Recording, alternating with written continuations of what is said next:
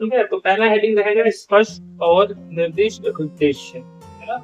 तो सबसे पहले हमारे माइंड में विचार आते हैं, है ना।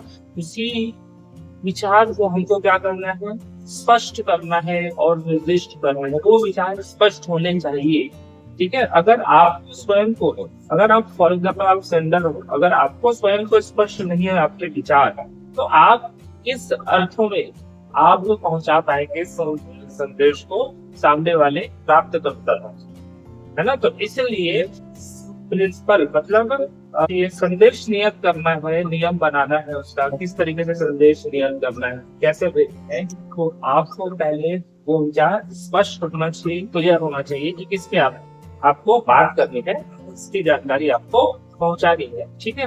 तो वो स्पष्ट और निर्दिष्ट उद्देश्य आपके होने चाहिए। इसके अंतर्गत लिखिए, इसको वर्णित करने के लिए स्मार्ट शब्द का प्रयोग किया जाता है, ठीक है। अब देखो, स्पष्ट और निर्दिष्ट उद्देश्य में क्या क्या अवयव सम्मिलित होना चाहिए, ठीक है, उसके भी कुछ अवयव इसमें सम्मिलित किए जाते हैं। तो सबसे पहला लिखिए, देखो स्मार्ट शब्द, स्मार्ट के फुल फॉर्म है, इसलिए इसको स्मार्ट कह दिया गया। तो एस का मतलब क्या होता है, इसका मतलब क्या होता है, इसके फुल फॉर्म जो कि अवयव निकल कर आएंगे स्पष्ट और निर्दिष्ट उद्देश्य के लिए, ठीक है, जो कि आपके उद्देश्य को स्पष्ट बनाने का काम करेगा, है। तो सबसे पहले लिखना है एस का फुल फॉर्म क्या होगा।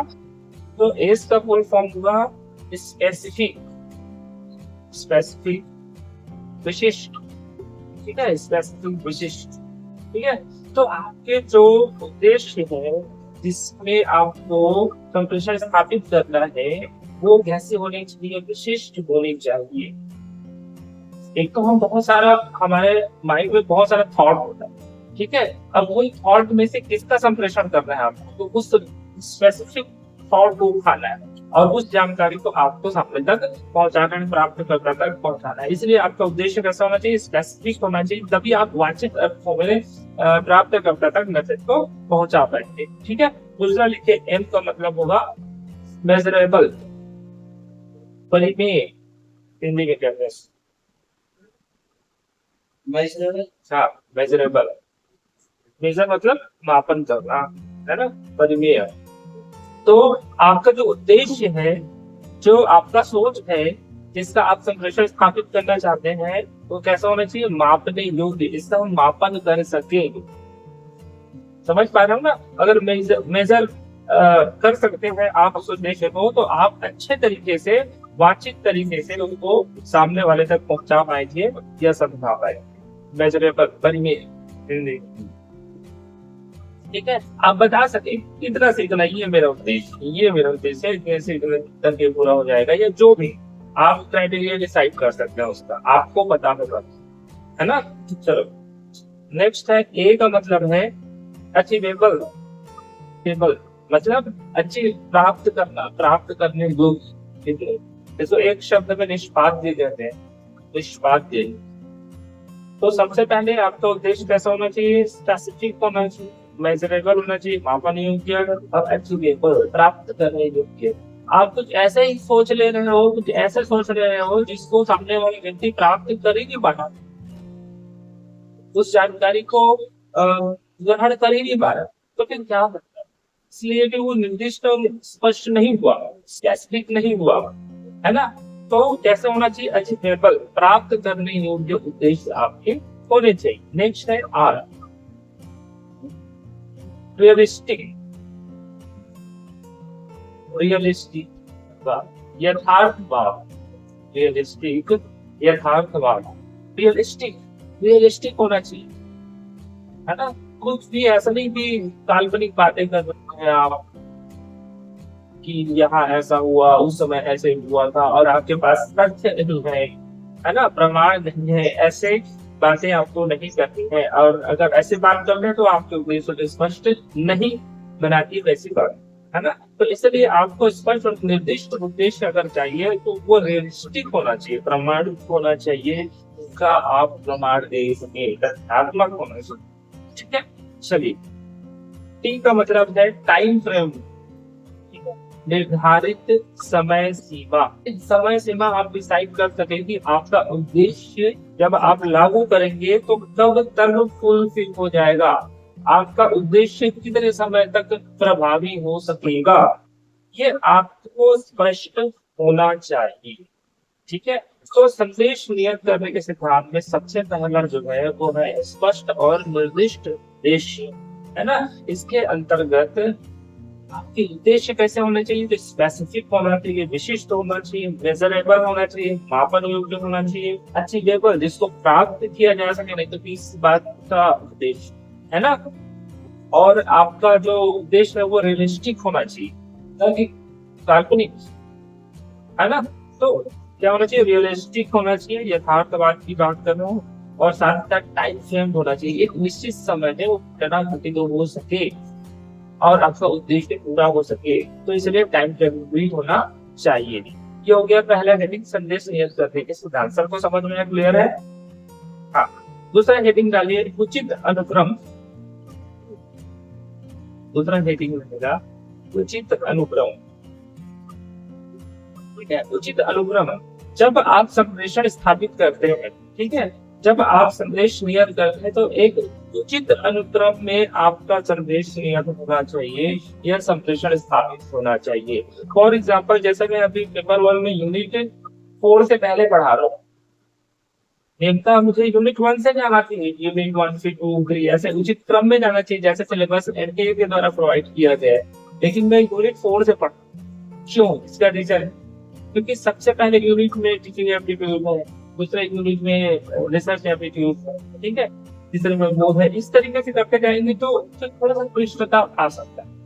और जो कम्युनिकेशन वाला ये यूनिट है ये आसान लगता है क्योंकि हम दैनिक जीवन में इन सब का प्रयोग करते हैं तो हम कनेक्ट कर पाते हैं इन सब चीजों से, ठीक है, तो ये हमको थोड़ा आसान लगता है। तो उचित अनुक्रम का मतलब ये है कि संप्रेषण हम जब भी स्थापित करें, चाहे मिथ्या संप्रेषण की बात करें या अन्य संप्रेषण की बात करें, जहाँ पे हमारा उद्देश्य फुलफिल होगा, उद्देश्य को मैसेज या किसी चैनल के माध्यम से सामने वाले तक पहुंचाएंगे, ठीक है। तो उसका एक उचित अनुक्रम होना चाहिए। कैसे? तो सरल से जटिल की ओर सबसे, क्योंकि कठिन को पहले बताएं तो दिक्कत हो सकती, इरिटेट हो सकते हैं सामने वाले, और आप जो समझाना चाहते हो, जो उद्देश्य जो आपका है कि संदेश पहुंचाना चाहते हो, जानकारी देना चाहते हो, वो फुलफिल नहीं हो पाएगा क्योंकि आपने पहले ही बहुत बड़े कठिन विषय वस्तु के बारे में बता दिया।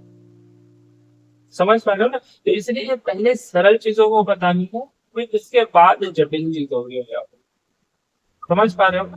तो इसलिए उचित अनुक्रम के अंतर्गत पहला पॉइंट रहेगा, इसमें सरल से जटिल की ओर, मूर्त से अमूर्त की ओर तथा आसान से कठिन की ओर।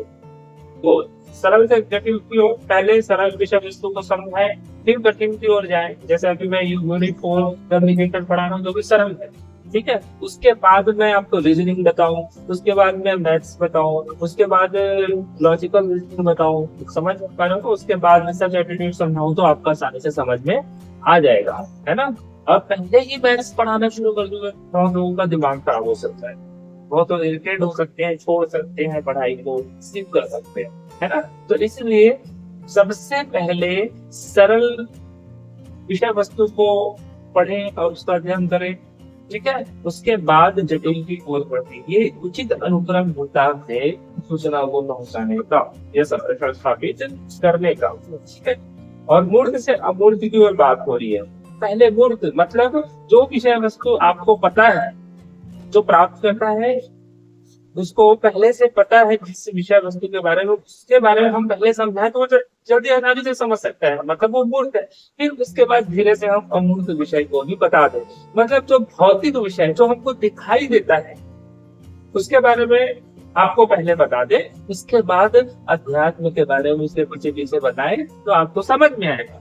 नहीं तो जो दिखता ही नहीं, अध्यात्म की ओर की बात करें और उसी को पहले बता दे तो दिमाग खराब हो सकता है। इसलिए अध्यात्म को समझने के लिए पहले भौतिक विषय वस्तु को समझना जरूरी हो जाता है, ठीक है, समझ में। फिर उसके बाद आसान से कठिन, बड़ी बात है, सरल से जटिल को पहले आसान विषय वस्तु को पहले समझे, उसके बाद जटिल या कठिन और है ना। तो ये उचित क्रम होना चाहिए संदेश नियत करने का।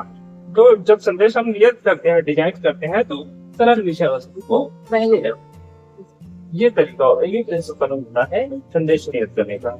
नेक्स्ट क्रम है तीसरा, सुबोध भाषा का उपयोग, और जिसको आसानी से समझा जा सके ऐसे भाषा का उपयोग आपको संदेश नियत करने के लिए करना है, ताकि सामने वाला जो प्राप्त करता है वहां तक संदेश बहुत ही आसानी से पहुंचाया जा सके। क्लियर?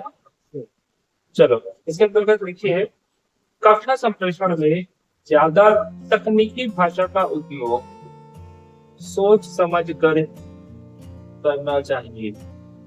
ठीक है, जैसे इसमें शब्द आए थे ना हमारे पेपर में, अधिगम, प्रतिपुष्टि, प्रदत्त, ठीक है, अभिकल्पना, परिकल्पना, ये सब हिंदी के शब्द, लेकिन हम उनको कहाँ समझ पा रहे हैं। और ऐसे शब्दों को मैं एकत्रित करूं और आपको पढ़ाने लग जाऊं तो आपको तो पढ़ने ही पड़ेगा, दिमाग खराब हो सकता है कक्षा से, है ना।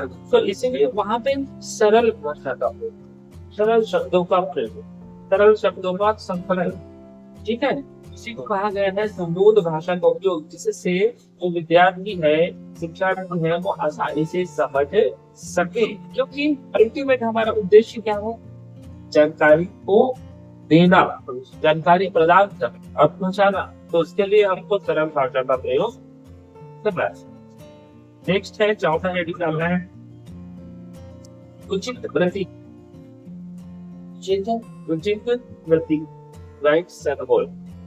समझ पा रहे हैं? तो उचित प्रतीक जैसे क्या होता है, अभी आप लोग व्हाट्सएप चलाते हो और व्हाट्सएप में प्रतीक होता है, चिन्ह होता है, वो भी अलग अलग चिन्ह होता है जो अलग अलग मैसेज देता है। अब मान के चलो कोई किसी कोई दुख में है ना, और उसमें आप हंसने वाला इमोजी तो शेयर नहीं करो, और अगर कर दोगे तो उसको बुरा लगे, क्योंकि वो प्रतीक है। लेकिन फिर भी उसमें उसके थ्रू हम क्या भेज रहे हैं, मैसेज, उसमें भी एक मैसेज जा रहा है। इसलिए जब आप प्रतीक या किसी चित्र या किसी इमोजी का प्रयोग करते हैं संदेश नियत करने के लिए, तो आपको चाहिए कि आप उचित राइट सिंबलों का प्रयोग करें। ठीक है, चलो इसमें लिखना है, आजकल सोशल मीडिया, फेसबुक आदि पर काफी मानकीकृत प्रतीकों का उपयोग किया जाता है। इसका उदाहरण है ट्रैफिक लाइट्स पर उपयुक्त संकेत, इसका उदाहरण है। ठीक है, संकेत है मानकीकृत, मानकीकृत कैसे है, रेड है तो रुकना है, ठीक है, ग्रीन है तो जाने का सिग्नल। हम चाहते हैं तो रेड को भी जाने का सिग्नल बना सकते थे और ग्रीन को रुकने का सिग्नल बना सकते थे, इसलिए मनुष्य द्वारा। ठीक है, ये हो गया। तो संदेश कैसे होना चाहिए, संदेश को जब आप प्रतीक का चिन्ह का प्रयोग करते हो, है ना, उचित प्रतीक का, तो आपको वो उचित तरीके से करना है। ठीक है, चलिए नेक्स्ट हेडिंग डालना है, प्रासंगिक अभ्यास, रिलेवेंट प्रैक्टिस।